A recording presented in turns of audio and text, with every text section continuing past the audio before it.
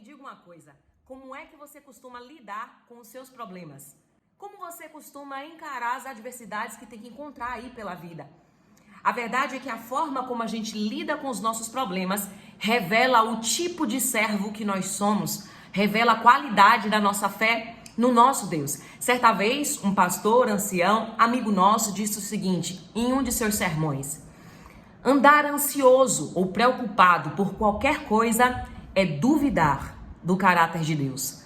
Isso significa dizer que todas as vezes que a gente olha para um problema, uma adversidade, um mar vermelho que seja, e começa a se questionar sobre o porquê estamos enfrentando aquilo, sobre o porquê estamos passando por aquilo, está desesperado ou desesperançoso de resolver alguma questão, é olhar para Deus e dizer: reduza-se ao meu tamanho. Quando você começa a questionar sobre como vai sair de determinada situação, por parecer que aquela circunstância não tem solução, você está dizendo: Deus, tu és tão pequeno quanto eu. A verdade é que Deus não vai se reduzir até o seu tamanho por conta da fé que você tem, que é nula. A Bíblia nos conta uma passagem que os discípulos procuram Jesus para dizer o seguinte: mestre, não conseguimos expulsar os demônios daquele homem. E aí o Senhor olha para eles e fala: ó geração incrédula e perversa, até quando estarei no meio de vós e vós sofrereis? Preste atenção, Jesus vai lá, expulsa os demônios. Então os discípulos inquisitados perguntam a ele: mestre, por que nós não podemos expulsar esse demônio? E Jesus disse o seguinte: por conta da vossa incredulidade. A verdade é que se vocês tiverem uma fé do tamanho de um grão de mostarda, poderá ordenar a um monte que se transporte de um lado ao outro e assim ele fará. O que significa dizer que todas as vezes que a gente começa a duvidar da capacidade de Deus em nos tirar de determinada situação, a gente permanece naquela situação. Sabe por quê? O demônio não saiu do corpo daquele homem? Não é pela invalidade do nome de Jesus, tampouco porque aqueles discípulos não tinham experiência suficiente com Jesus para fazer o que estavam fazendo. Aquele demônio não saiu por conta da incredulidade daqueles homens.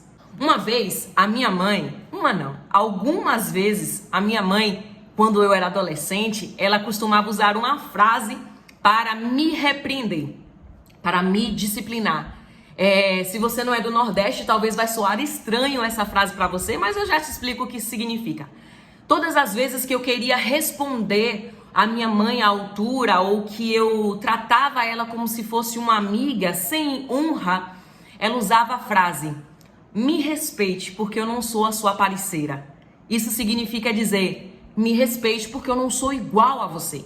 Me respeite porque eu não sou igual à sua laia. Eu não sou do seu tamanho. Eu não sou semelhante a você. Eu sou maior, eu tenho mais autoridade, tenho mais experiência, eu tenho honra que você não tem e tenho autoridade que você jamais terá. Quando ela dizia para mim: eu não sou sua parceira, ela estava dizendo: Ju, todas as vezes que você olhar para mim como se eu fosse como você esquece da autoridade que tem sobre mim e tenta me reduzir ao seu tamanho. Mas eu estou aqui para dizer que eu não sou do tamanho que você quer que eu seja. Eu sou e tenho a autoridade que eu tenho, independente de você compreender ou aceitar isso. O que isso quer dizer na aplicação desse vídeo, eu já te explico.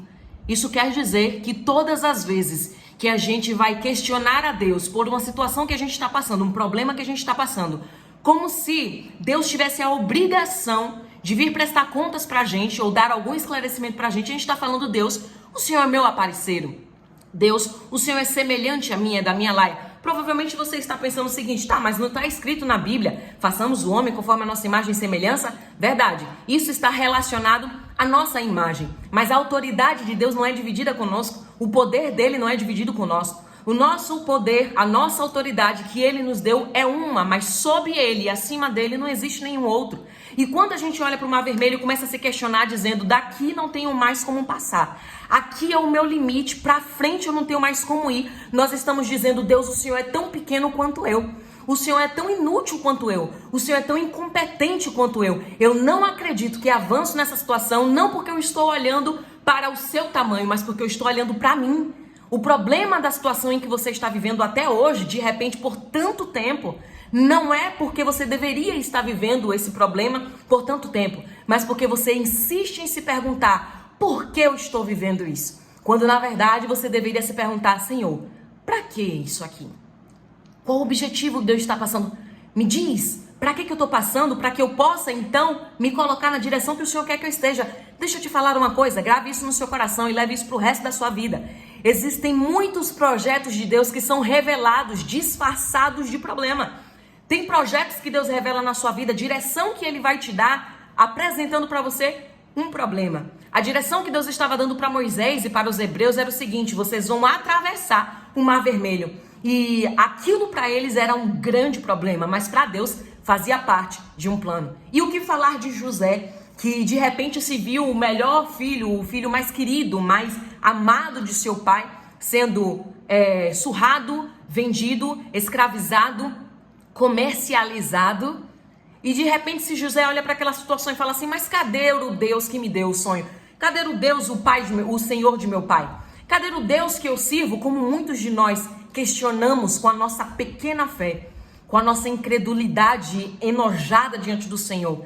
Quantas vezes o Senhor demonstra o seu poder através de experiências e ainda assim, quando a gente enfrenta um novo desafio, a gente se questiona querendo que Deus nos trate com privilégio com relação aos outros que ainda não o servem, dizendo: o que adianta ser crente se eu tiver de passar por isso? A Bíblia vai dizer que o sol que brilha para o ímpio é o mesmo que brilha para o justo. A gente não é crente para não ter problema. A gente é crente para que dentro daquele problema que a gente vier enfrentar, conheça e revele o poder de Deus. Tudo o que vamos fazer, façamos para a glória do Senhor. José se viu escravizado, mas ele adorou ao Senhor. De repente ele se viu sendo acusado de maneira injusta, mas em nenhum momento ele perguntou: cadê o Senhor? Ou duvidou do sonho que Deus deu para ele. Quando José estava na prisão, ele não tentou fugir da prisão, apesar de estar na mão dele a chave que abria e fechava a prisão. Ele entendeu que se ele tentasse acelerar o processo, saindo do lugar onde Deus o colocou, ele iria atrasar e retardar o propósito. José entendeu o que muito de vocês ainda não entendem: que existem propósitos que são revelados, existem caminhos que são revelados por intermédio de um problema. Porque a revelação do propósito de Deus na vida de José estava na prisão. Estava naquele problema que ele estava enfrentando. De repente, para os homens, o que José estava passando era um problema insolucionável. Mas para Deus, estava tudo indo conforme o planejado. Sabe esse problema que tu tá aí desesperada, dizendo que vai largar o Senhor, que ser cristão não compensa, dizendo: cadê o Senhor, aonde está Deus? Esse problema é muito menor do que parece ser. Mas por que ele tá doendo tanto? Porque a sua fé é muito menor do que deveria ser. A verdade é que você provavelmente está sendo incrédulo, mas a boa notícia é que Deus é tão misericordioso que hoje Ele está te dando a oportunidade de aumentar a sua fé e conhecer o Deus a quem você serve por intermédio da experiência que você pode passar através do problema que você está vivendo. Olha, eu estou falando isso com você, mas nem sempre a minha fé foi desse jeito. Lembro que no início do meu retorno, porque eu nasci no Evangelho, mas durante a adolescência eu via me afastar dos caminhos do Senhor. Durante o meu retorno ao Evangelho, a minha fé ainda era muito pequena. E muitos problemas que eu enfrentei, eu confesso com muita vergonha, mas eu preciso te falar isso, porque de repente você também está passando e fazendo a mesma coisa que eu fiz.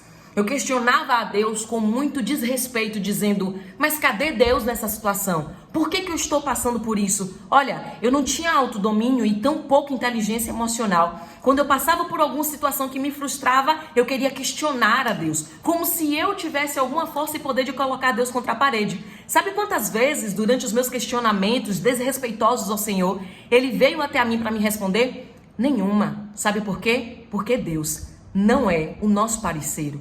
Ele é o que Ele tem que ser e faz o que Ele tiver de fazer, aceitando eu ou você, ou não aceitando.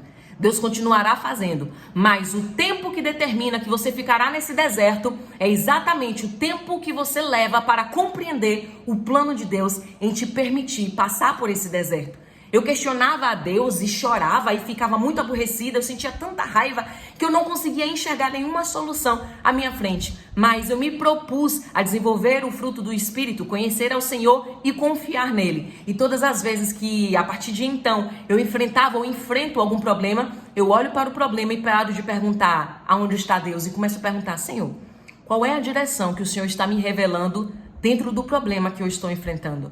Isso aqui é algo para eu resolver ou para eu apenas viver para enxergar e conhecer o poder que o Senhor tem? A Bíblia diz que o homem faz o plano, mas a resposta vem do Senhor. que os nossos planos aos nossos olhos são o melhor caminho, mas é o Senhor que conhece o que tem lá na frente. O que é mais inteligente? Ter o domínio e o conhecimento de todas as coisas ou confiar a nossa vida e decisão àquele que não só tem o domínio e conhecimento de todas as coisas, mas aquele que tem o poder de determinar como serão todas as coisas? A sua fé aumenta hoje e eu quero declarar e profetizar sobre a sua vida, que a partir de hoje você conhecerá o poder do seu Deus por intermédio da fé que você vai destinar a essa situação. Se você está assistindo esse vídeo pela primeira vez e de repente você não conhece, chegou aqui de paraquedas, alguém te encaminhou esse vídeo, de repente você estava rolando aí o YouTube e me encontrou, deixe-me apresentar. Eu sou Ju Mendes, serva do Senhor Jesus Cristo, por intermédio da sua misericórdia. E eu exerço um trabalho de restauração de família. Mas calma, não é nada mágico ou jogar búzios ou oração, muito pelo contrário. A Bíblia diz que por intermédio do conhecimento nós alcançamos a sabedoria e que na multidão de conselhos há sabedoria. E o meu objetivo com o trabalho que eu exerço é levar conhecimento e sabedoria para as famílias, para que os casais tenham condição de transformar e restaurar o seu casamento. Se você ainda não segue, esse aqui é o meu Instagram, segue lá, se inscreve também aqui no meu canal, assina o sininho, ativa o sininho para que você possa receber todas as notificações. Se você não me conhecia, está me conhecendo por intermédio desse vídeo, deixa eu te conhecer também, comenta aqui assim, ó, eu cheguei por direção de Deus e eu saberei que o Senhor te alcançou através desse vídeo. Grande abraço e até a próxima.